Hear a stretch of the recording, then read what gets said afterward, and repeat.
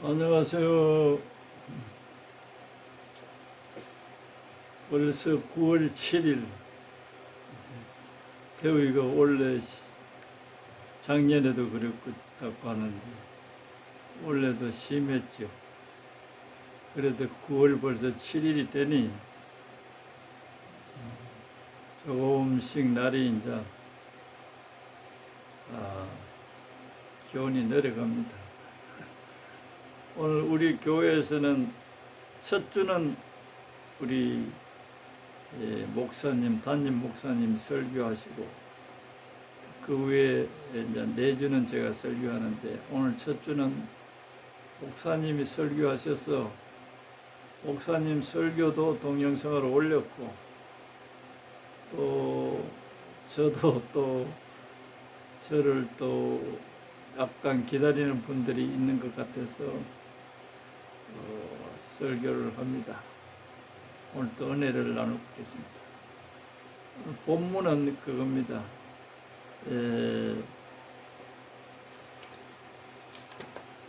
사무엘상 26장 21절에서 25절 말씀 내용을 가지고 그 중에 이제 26절을 제가 봉독해 드리겠습니다. 사울이 다윗에게 이르되 내 아들 다윗아 너게 복이 있을지로다. 내가 큰 일을 행하겠고 반드시 승리를 얻으리라 하니라. 다윗은 자기 길로 가고 사울은 자기 곳으로 돌아가니라. 성도들이 성경을 많이 읽는 분들 계시죠. 맷독했다 어떻게 또 자랑처럼 들리기도 하고 또 공로같이 보이기도 하고 그런데 성경 읽어야 합니다. 성경을 많이 읽으면 좋죠. 그런데 그 읽은 성경의 속에 있는 하나님이 어떠신 분인가를 찾아내지 않고 그냥 주문처럼 읽으면 별 속된 말로 하면 재미를 볼 수 없습니다. 이 성경을 통해서 성경에서 하나님이 우리들에게 하시는 말씀을 잘 파악해내야 돼요. 그리고 하나님의 뜻을 잘 파악해서 그 뜻을 알고서 신앙생활을 할 때 정말 유익이 되지. 하나님 아버지도 기쁘시게 하게 되고 자기 자신도 복을 받게 됩니다.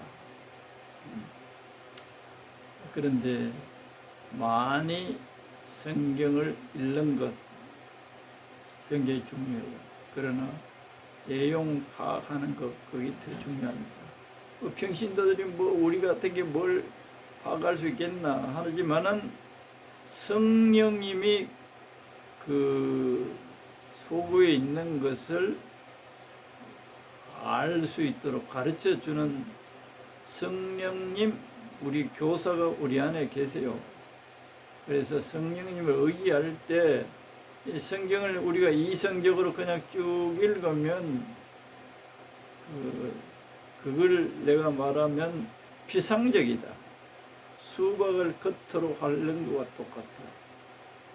그러나 이 읽은 말씀을 성령님이 하나님께서 은혜로 주신 것들을 실제적으로 알게 해주시는 기능을 고린도전서 2장 9절 이하에 있습니다.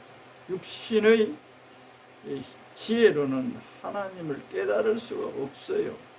하나님의 말씀에 진정으로 외부적인 내용을 알기는 알 수 있으나 하나님께서 우리에게 은혜로 주신 것들을 알게 하는 분은 성령님이시다. 성령을 의지하고 성경을 읽을 때 이 하나님께서 우리에게 진정으로 주시고자 하시는 것을 실제적으로 알게 될 때 기쁨이 넘쳐나고, 그리고 하나님이 나를 이렇게 사랑하시는 것을 실감하게 알게 해주세요. 오늘 이 사무엘상 26장은 본문 내용은 제가 유튜브에는 26장 몇 절부터를 내가 정했느냐 하면 21절에서 25절, 그러나 그 앞에까지 좀 길게 될 수도 있죠. 짧게 압축하 있는데, 우리는 예수 믿은 사람들은 다 다윗 이야기 다 합니다. 다윗은 하나님의 마음에 합한 자라고 하기는, 하나님이 우리 모두를 사랑하시면 특별하게 사랑한 하나님의 사람이었어요. 그 다윗이 그렇게 하나님으로부터 특별한 총애를 받게 된 그 배경을 짧은 시간인데 내가 훑어보겠습니다. 다윗은 아버지의 양을 어린 소년으로, 어느 정도 소년으로, 형제들이 많았죠. 그 중에 아버지의 양을 치면서 자랐어요. 그러다가 이스라엘 백성들과 또 블레셋하고 전쟁이 있을 때 아버지가 시켜서 형들이 전장에 갔는데, 형들에게 보고품을 다윗을 시켜서 보내지 않습니까? 보냈을 때 골리앗하고 싸워서 다윗이 모든 이스라엘 백성 장수들이 있는데도 다윗 그 어린 소년이 골리앗을 척결하지 않습니까? 대단하죠? 하루아침에 그런 용맹이 일어난 것도 아니고 하나님이 하신 것도 아닙니다. 그 배경을 보면, 다윗이 하는 그 내용 보면, 내가 아버지 양을 칠 때 사자도 양을 지키니까 양을 잡아 먹으러 오는 이 사나운 야생 짐승들을 처치했다는 거죠. 그때 뭐라고 고백하나? 하나님이 함께 하셔서 그것들을 내가 처치한 이력이 있습니다. 그런 경험이 있다는 거예요. 이거 무슨 의미를 하느냐? 다윗은 그 광야에서 양을 치면서도 하나님을 간절하게 의지하는 믿음의 생활을 했다는 것을 그 말 속에 담겨 있습니다. 자기 힘으로 그 위험을 이겨내려고 한 것이 아니고 하나님 아버지를 의지한 것. 하나님 아버지를 평소에 크든 작든 간에 의지하는 자와 하나님은 함께 하시고 도우시고 역사하십니다. 그 내용은 예레미야 17장 5절에서 8절 보면 분명하게 나와 있어요. 여호와를 의지하는 자는 강변에 뿌리를 내려 있는 나무와 같다. 그리고 가뭄이 와도 사시살철 푸를 수 있다. 조건이 뭐냐? 의지하는 자. 의지하는 자. 그러나 사람을 믿고 육신을 의지하는 자는 하나님의 자녀 이래도 사막에 있는 뜰기나무 같을 것이고 또 저주를 받을 것이라는 단어까지 그 말씀 속에 있습니다. 무섭죠? 하나님의 자녀가 되어서도 하나님을 의지하지 않고 다른 사람이나 사람의 능력을 의지하게 되면 하나님의 자녀라도 복을 받지 못하고 또 의지하지 않으니 하나님이 함께 하시지 않으니 하나님의 도무지 손길을 볼 수 없으니 떨기나무와 같은 사막에 있는 떨기나무. 사막에 있는 떨기나무는 겨우 생존할 정도예요. 사시사철 따라서 철 따라서 열매를 맺을 수가 없어요. 하나님께서는 우리들에게 신앙생활에 대하여 열매에 대해서 말씀하십니다. 열매는 하나님을 의지하지 않는 가운데서 그 어떤 능력이나 어떤 권세나 돈이나 황금이나 권력이나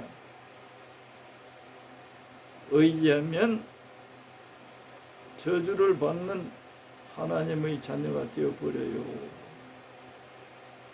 무섭습니다. 의지하면 다윗은 하나님 아버지를 주야로 의지하니 하나님이 자기와 함께하는 것을 알 수 있었고 하나님께서 하나님의 도움을 구할 때 그 사나운 짐승들을 처치할 수 있었다.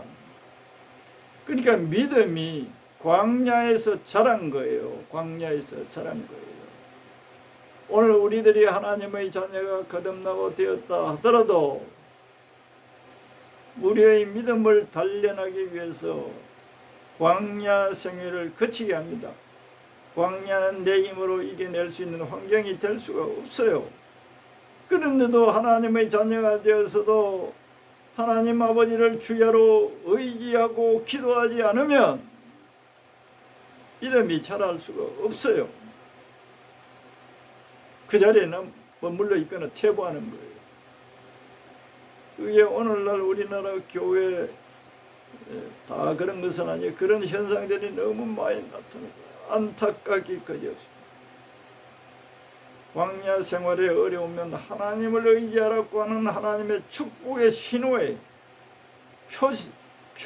표적이에요. 표적. 하나님의 부르심이에요.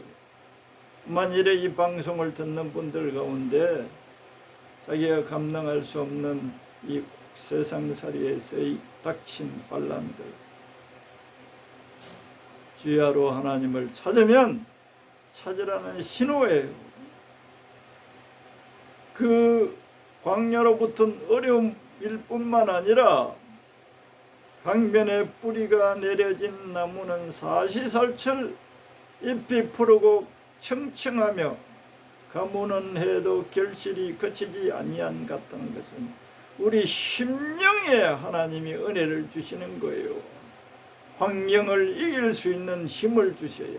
환경은 나의 힘으로 이는 것이 아니라 하나님에 대한 믿음이 견고해지면 하나님을 의지할 때 하나님이 승리케 해주신단 말이에요.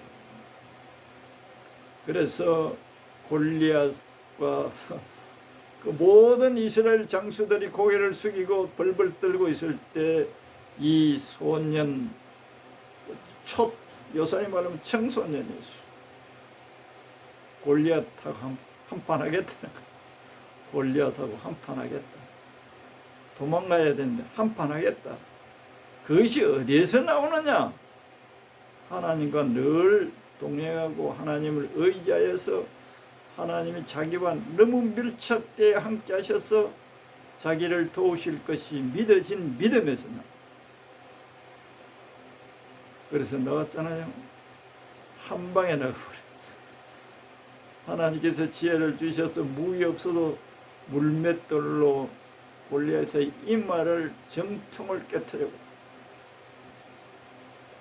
다윗이 다윗 왕이 되기 전에 이런 하나님과의 철저하게 동행하는 생활, 하나님을 의지하는 삶을 살았어요. 그래서 사울 왕궁에 불려갔죠. 그래서 사위가 되게도 됐습니다. 사위가 됐는데 사울은 전쟁을 치면 다윗이 지혜롭게 행해서 성경을 보면 늘 승리했고, 그리고 개선 장군으로 예루살렘에 들어오면 백성들, 특히 여인들이 사울이 죽인 적은 천천이고 다윗이 죽인 적군은 만만이다. 그러니까 사울이 속이 상했다 그랬죠. 자존심이 팍. 그래서 다윗을 원수로 보게 됩니다. 앞으로 저놈이 내 왕자리까지 넘보고 차지할 것으로 사울은 생각한 거예요. 그게 인간적인 생각이에요. 우리가 인간적인 시각으로 인간적인 판단을 하면 큰 하나님 앞에서 오류를 범합니다. 믿음을 잘 견지해야죠. 사울 자신을 하나님께서 명해서 세우셨습니다.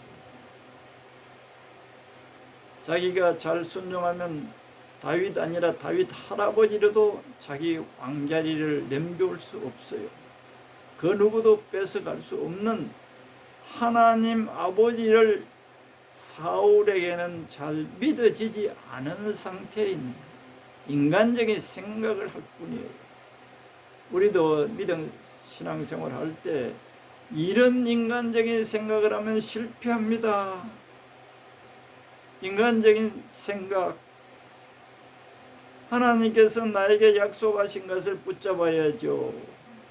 붙잡지 않으면 이렇게 흔들려서 인간적인 생각으로 흘러가면 하나님과 멀어지게 돼요. 그리고 하나님이 싫어하는 생각을 하고 계획을 하고 작정하고 행동한단 말이에요. 이놈 죽여야 되겠다. 자기 사위인데도 죽여야 되겠다. 결심했잖아요. 그리고 그 정확한 횟수는 나오지 않습니다만 다윗은 피신합니다. 그렇게 피신하는 가운데 하나님께서 다윗 혼자 피신한 게 아니라 다윗을 지지하고 따라가는 군사도 있어요. 오늘 이 말씀은 두 번째, 첫 번째 사울이 다윗을 추격하는데 오히려 역으로 다윗이 사울을 척결에 펴를 수 있는 기회를 하나님이 주셔요. 그런데 다윗이 자기 부하들에게 사울 왕에게 손대지 말라고 손대지.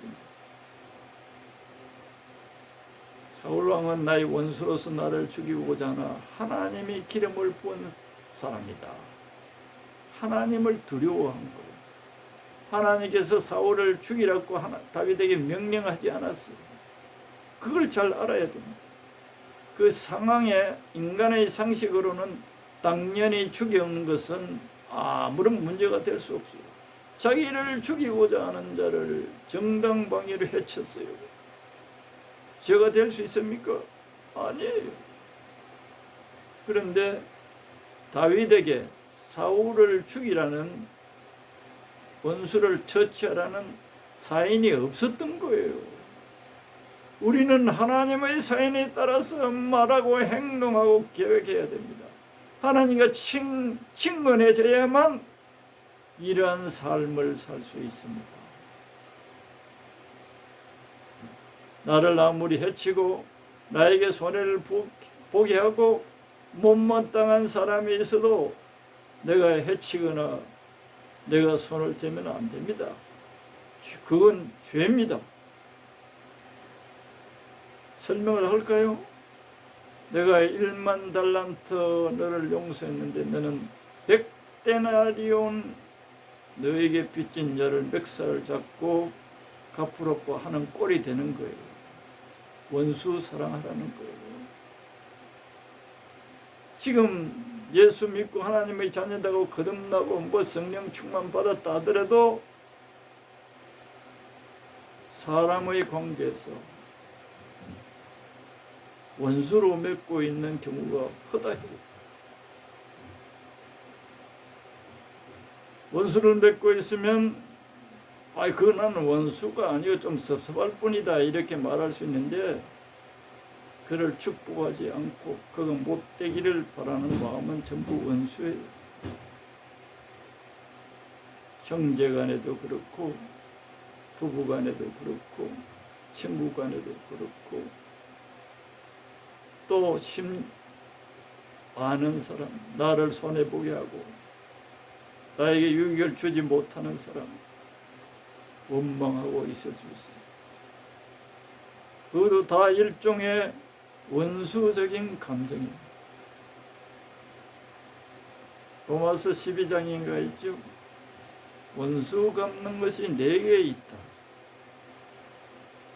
원수 갚는 것이 내게 있다. 너희들은 원수에게 배가 고프면 먹일 것을 주고 목마르거든 마실 것을 주라. 선으로 악을 이기라 그랬어요. 그런데 이런 하나님의 말씀은 우리 인간의 생각으로는 너무 어리석은 말씀인 거예요. 그래서 순종하려고 하지도 않고 회개하려고 하지도 않고 그것을 그대로 묻고 돌아갑니다. 그러면 하나님과 멀어지게 되어 있어요.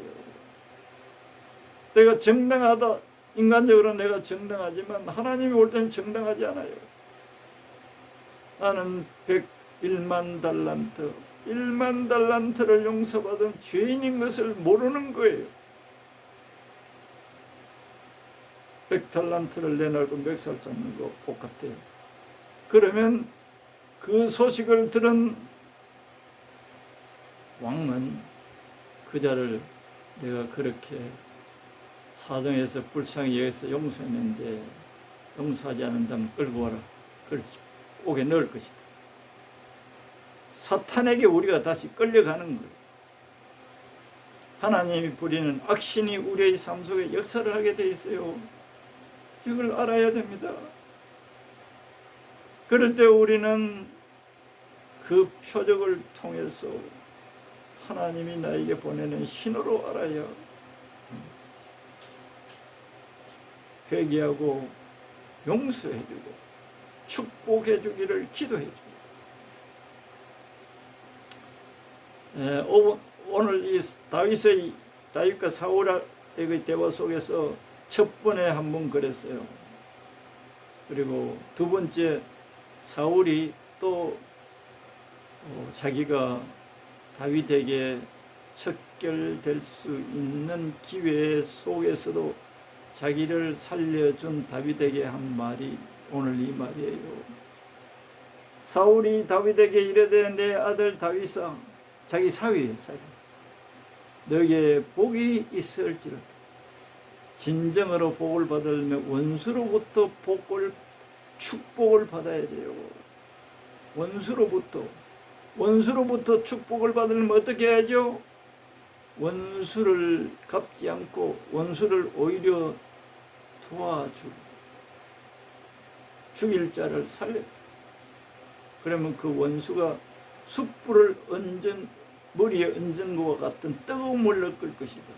사울이 지금 그런 뜨거워서 견딜 수가 없어서 다윗을 축복합니다. 죽이고자 하는 다윗을 자기가 축복해요. 너에게 복이 있을지로다. 너가 큰 일을 행하게. 반드시 승리를 얻으리라. 원수가 그렇게 하는 거예요.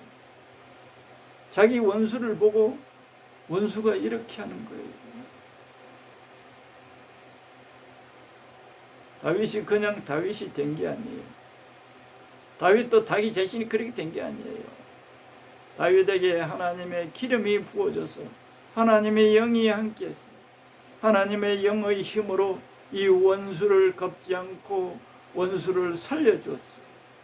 그리고 부하들이 이번 기회에 꼭 죽여야 되겠다. 죽입시다. 이전에 그 장면이 나옵니다. 그랬더니 다윗이 뭐라고 합니까? 하나님이 보고 계신다. 하나님께서 사울에게 심판할 것 있으면 심판할 것이다. 그리고 병여로 죽든지 어떻게 죽든지 간에 하나님께서 하실 내 손으로 다윗 사울을 죽여주고 이게 하나님의 사람들이 하나님의 복을 받을 수 있는 삶이에요. 무조건 교회 다니니 헌금하니 주일 지키니 복 주세요, 복 주세요. 아닙니다. 하나님의 말씀을 공부한다 그러고 하나님의 말씀을 말씀대로 산다고 하지만 이러한 말씀대로 살아야 하는 거예요. 많은 믿음의 형제들 가운데 그렇지 못한 형제들이 무지 많아요. 저도 이러한 인간의 수준에 속했어요. 그런데 하나님을 계속 찾으니 회개를 시켜주셔요. 회개를 시켜주세요. 원수를 축복해야 합니다.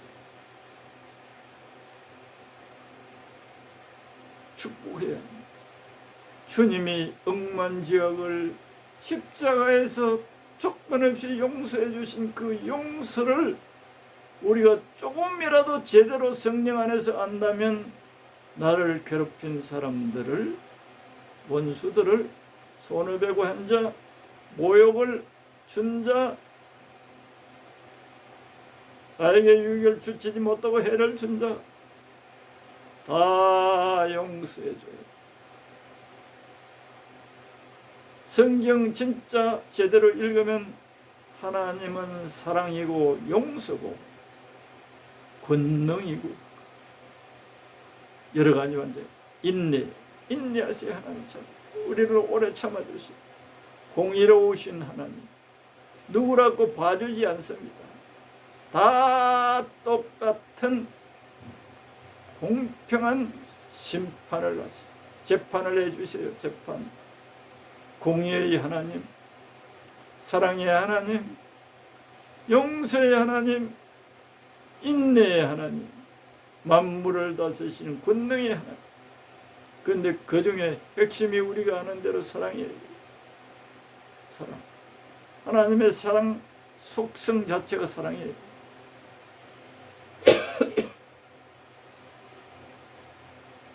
내 아들 다윗아, 내게 복이 있으리. 너가 큰 일을 행하겠고 반드시 승리를 얻으리라. 하나님께서 서울을 다 처치했어요.